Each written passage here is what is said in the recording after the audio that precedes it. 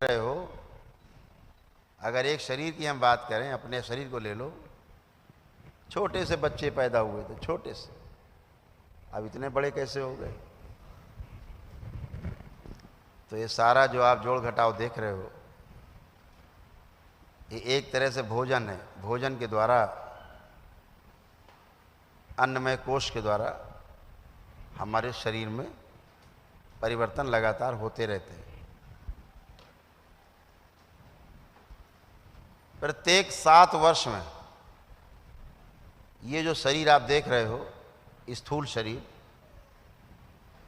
7 वर्ष जन्म के जैसे ही पूरे होते हैं, ये शरीर पूरा का पूरा मर जाता है, बचता ही नहीं। एक परमाणु अंश तक नहीं बचता, एक कोशिका नहीं बचती, एक सेल नहीं बचता आपका। ऐसे ही अगले 7 वर्ष एक दिन से लेकर के 14 वर्ष पूरे होने तक फिर शरीर मरता है दोबारा, पूरा का पूरा मर जाता है, बचता ही नहीं। यानी इन 7 वर्षों में पैदा होने से लेकर 7 वर्ष पूरे होने तक जो शरीर में है वो सब मर जाता है, उसकी जगह नए सेल बनते हैं, पुराने निकलते रहते हैं बाहर, पसीने से, श्वासों के द्वारा, मल मूत्र से, अन्य प्रकार से ये बाहर निकलते रहते हैं मर के, उनकी जगह नए बनते जाते हैं। यानी हर सेल नया हो चुका होता है 7 वर्ष में। तो ये होता किसके द्वारा है? अन्न के द्वारा। ये जो हो रही है प्रक्रिया, हमको आपको पता भी नहीं लगती कि कब हो गई। इनमें जो प्रक्रिया को तेज करती है कोई चीज, उसका नाम है बुखार।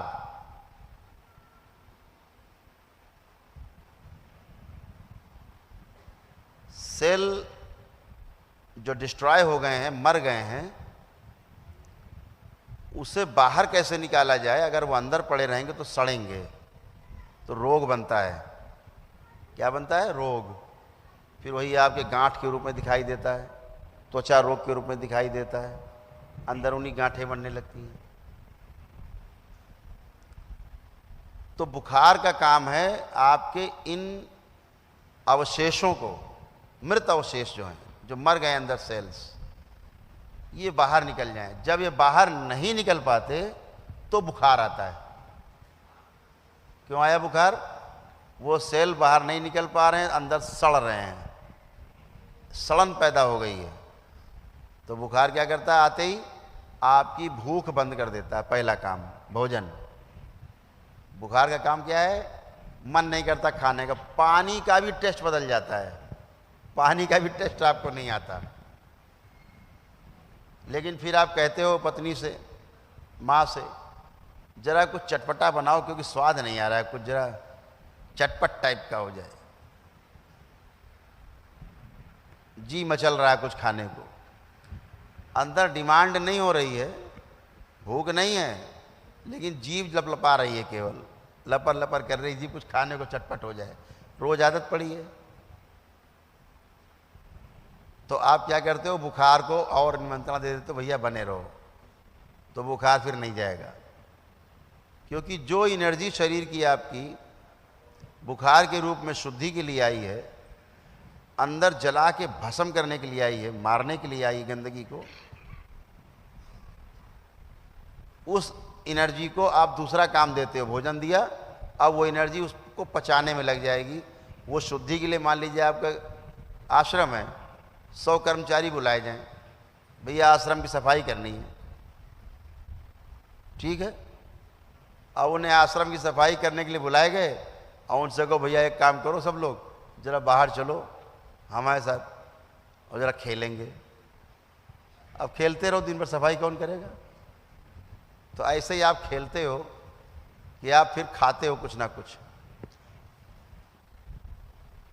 जानवर को आप देखिए, उसको बुखार आए और आप उसकी सबसे पसंदीदा चीज दो, वो मुंह घुमा लेगा। नहीं खाएगा। क्यों नहीं खा रहा है?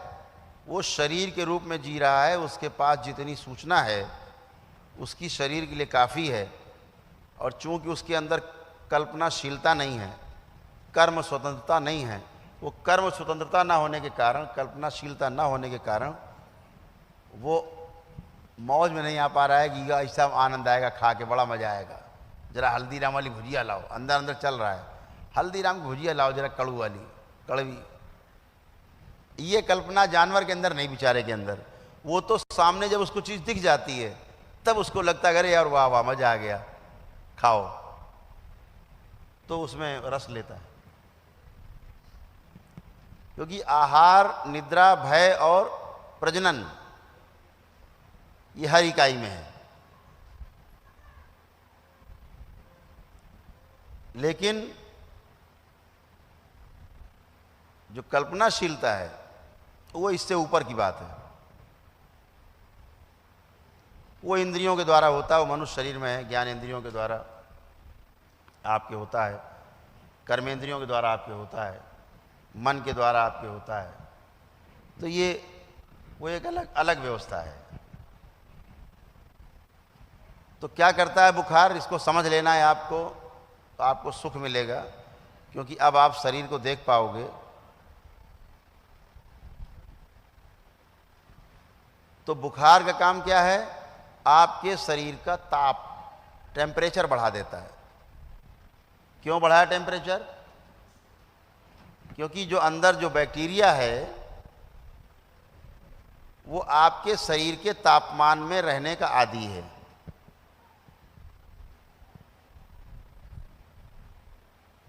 अब अगर शरीर अपना टेम्परेचर बढ़ाता है तो इसलिए बढ़ाता है कि वो बैक्टीरिया असहज हो जाए, उसको लगे कि इससे अच्छा तो मौत है, हमें नहीं रहना। संकल्प इसी को बोलते हैं, हमें भैया नहीं रहना, कहाँ फंस गए, है ना। तो क्या होता है क्रिया, इतना बुखार बढ़ जाता है कि उसी में वो बैक्टीरिया मर जाता है, बर्दाश्त नहीं कर पाता, उस टेम्परेचर को बर्दाश्त नहीं कर पाता शरीर के, जिसमें वो रहने का आदी नहीं है। तो बुखार में इसीलिए गंदगी मर जाती है। एक काम शरीर के रूप में होता है। बुखार का जीवन के रूप में उपयोग देखें तो आप बुखार में जितना ज़्यादा आत्म केंद्रित होते हैं उतना कभी नहीं होते। इतना बढ़िया ध्यान आपका लगेगा बुखार में, क्योंकि आपका मन कहीं जाता नहीं इधर उधर, शरीर के आसपास ही रहता है, साथ में रहता है, इर्द गिर्द रहता है, हटता ही नहीं। बड़े कष्ट में है, जितने कष्ट में आप हैं, प्रभु एक इस मौका देता है आपको ध्यान का, आप गहन ध्यान में जा सकते हो। ये दोनों रूप में बहुत महत्वपूर्ण है, शरीर के शुद्धि सफाई के रूप में भी और मन की भी शुद्धि सफाई के रूप में भी। यहाँ आप संयम से स्वास्थ्य तक की यात्रा कर सकते हैं, क्योंकि स्वास्थ्य करने की जो यात्रा है उसका जो वाहन है वो संयम है। अगर आप में संयम नहीं है तो आप कभी भी स्वास्थ्य तक की यात्रा नहीं कर सकते, स्वस्थ नहीं रह सकते। स्वस्थ रहने की पहली शर्त है संयम आपका अच्छे से हो, पूरा हो। हम क्या करते हैं बुखार में, कुछ खा पी लेते हैं, तो जो एनर्जी गंदगी निकालने काम में लगनी थी भोजन पचाने में लग जाती है, गंदगी ज्यों की त्यों पड़ी रहती है। दूसरा आप क्या काम करते हो, टिकिया खा लेते हो, एकदम अप्राकृतिक कार्य, एकदम अप्राकृतिक कार्य। टैबलेट खाई आपने और बुखार को दबाने का प्रयास किया, बुखार बेचारा दब जाता है, कमजोर है, दब गया। ऐसा आप 10-20 बार जब करते हो तो शरीर जान जाता है कि इसमें रहने वाला जो मालिक है बहुत चालाक है, ये गंदगी साफ करने नहीं देगा। तो हर बार क्रिया क्या होती है, आपने बुखार को दबा दिया तो अंदर की जो गंदगी बाहर निकलनी थी वो अंदर ही रह जाती है और वो दिन दूना रात चौगुना बढ़ती रहती है। बढ़ते बढ़ते क्या होगा, जब शरीर इस बात को समझ लेता है कि यह चालाक आदमी है, तो फिर शरीर भी चालाकी करता है, फिर वो टाइफाइड बना देता है, फिर टाइफाइड होता है, फिर आप डॉक्टर डॉक्टर ढूंढते हो, ये डॉक्टर वो डॉक्टर, डॉक्टर साहब बुखार नहीं जा रहा, 15 दिन हो गए, डॉक्टर साहब 2 महीनों से बुखार नहीं जा रहा है। ये बुखार जो नहीं जा रहा है आपने ही पैदा किया है, इसके क्रिएटर आप हो, इसके जनक आप हो। अच्छा चलिए मान लीजिए आपने किसी तरह से ज़बरदस्ती टाइफाइड दवा लिया, ऐसा आपने 2-4 बार कर लिया, आपने मान लिया अरे भाई बड़ा अच्छा डॉक्टर था और हम जीत गए, टाइफाइड चला गया। टाइफाइड क्या है, आंतों का ज्वर है, आंत्र ज्वर बोला जाता है, इंटेस्टाइनल, हाँ वो फीवर है, आंतों में जो जमा हो गई गंदगी स्टोर हो गई है, इसलिए बुखार है, आंतों को बुखार आ गया, सड़न पैदा हो गई, तो क्या होगा, वो सड़न आपके रक्त में मिलेगी, गंदगी, रक्त पूरे शरीर में गंदगी लेके घूमेगा, फिर किडनी छानेगी उसको, लीवर किडनी होते हुए फिर छनेगी और गंदगी आप में है ये फिर मिलेगी। यही शरीर बेचारा बिना मतलब का काम करता रहेगा। कैसे, जैसे कि आप झाड़ू लगाओ और यहाँ सारे पंखे चला दो और झाड़ू लगाते रहो ज़िंदगी भर, कूड़ा बाहर नहीं जाएगा, इसी में घूमता रहेगा। तो क्या किया आपने, अंदर के सारे पंखे चला रखे हैं झाड़ू लगाते समय, अब वो बाहर नहीं जाएगा, अंदर ही रहेगा। क्यों, आप टिकिया खा रहे हो, टैबलेट। तो ऐसे बुखार बनते बनते कहाँ पहुँचे, टाइफाइड पहुँच गए। अभी आपको आगे की यात्रा करनी मेरे साथ, हम करा रहे हैं आपको यात्रा, पूरी यात्रा करो तो आपको समझ में आ जाएगा। ऐसे आपने 2-4 बार टाइफाइड दबा दिया, तो अब जो रोग बनेगा उस रोग का नाम है तपेदिक, यानी टीबी, यानी फेफड़े आपके खराब होने शुरू होंगे, क्योंकि फेफड़ों को बहुत ज़्यादा काम करना पड़ रहा है, जिसके कारण बाय प्रोडक्ट के रूप में कफ इकट्ठा हो रहा है, पेट में कब्ज पैदा हो गया, बार बार बुखार दबाने के कारण, यानी गंदगी जो बाहर जानी चाहिए थी अंदर पड़ी तो कब्ज हो गया, कब्ज से बुखार बन गया, बुखार से आपको तमाम कफ पैदा हुआ जो ऊपर की ओर चढ़ेगा, आपके हृदय क्षेत्र में जो आपके फेफड़े हैं यहाँ पे कफ जमा होने लगा, तो आपको टीबी हो जाएगी।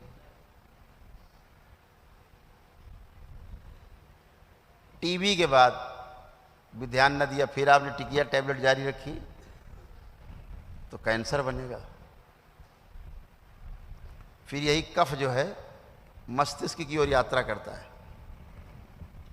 और पूरा शरीर कफ से आप भर जाते हो, आपका शरीर आच्छादित कर लेता है। उससे क्या होगा, जीवन खतरे में पड़ जाता है, शरीर आपका खतरे में पड़ जाता है। तो जब भी बुखार आए तो आपकी पहली कोशिश अगर ये हो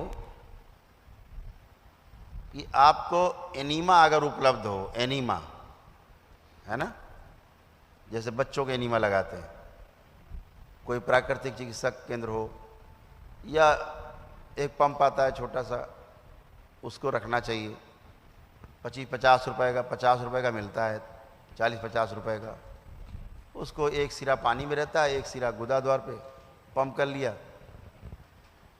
200-300 ml 400 ml पानी गुनगुना करके, हल्का सा नमक डाल के, और सब बाहर।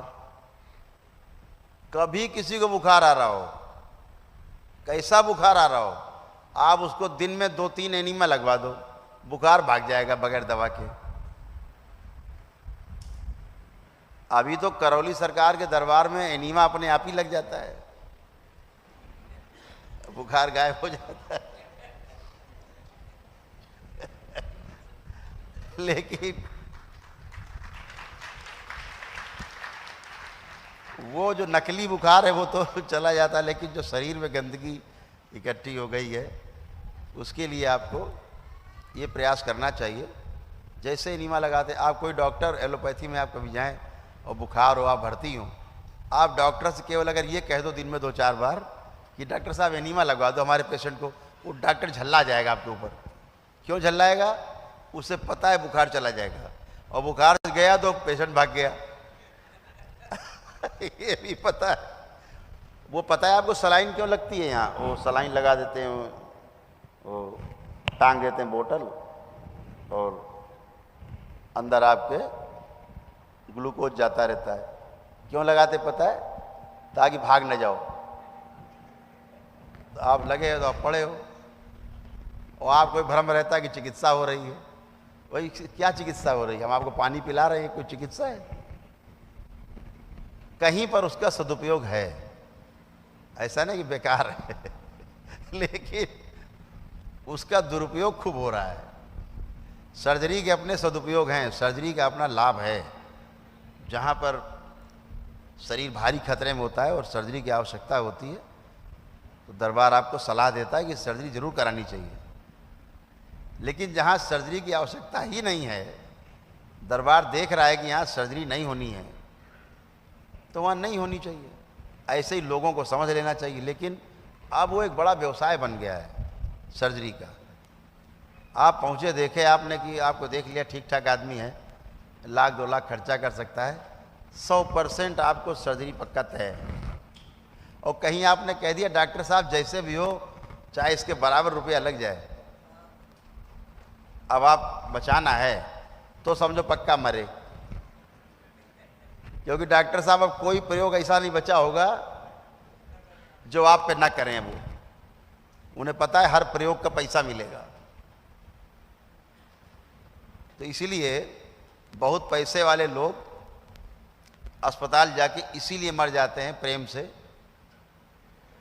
आईसीयू में वेंटिलेटर पे पड़े पड़े मर जाते हैं। घर वालों को भी नहीं पता लगता कब मर गए, उनको भी नहीं पता लगता कब मर गए। दोनों